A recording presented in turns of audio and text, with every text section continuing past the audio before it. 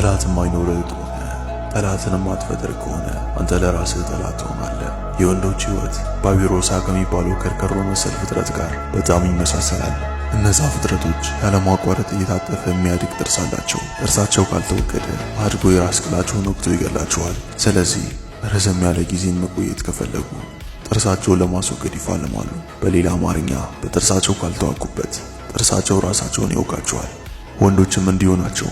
የሚዋጉት ጠላት ከሌላቸው የራሳቸው ጠላት በመሆን ራሳቸውን ይወጋሉ። የምትዋጋው ጠላት ስለሌለህ ነው ራስ ላይ ጦርነትን የከፈትከው። ቀን በቀን ሲጋ የምትመጣው ቅያስ ተቅያስ ተሸኩረ ጋንጃ የምታፈነዳው። ለዚህም ነው ጭን የከፈትክ ደስታን የምታሯርጠው። አስበዋል እንዴት እንደውሻ እንደምትኖር። ግን አንተን ለማጥፋት ሌላ ጠላት አያስፈልግም። አንተ ለራስህ በቂ ነህ። በዚህ ህይወት ላይ ትርጉም መጨመር የምትፈልግ ከሆነ የጀግና ሞት የሚሰጥህን ጠላትን ፈልግ። ጦርነትንም ግጠም። ጣፋጭ ህይወትን ለመኖር ህይወትን ከነበልባሉ አጠገብ አስቀምጥ። ምን አይነት ጦርነት ነው? ምን አይነት ጠላት ነው መወቀው ትለኛለህ?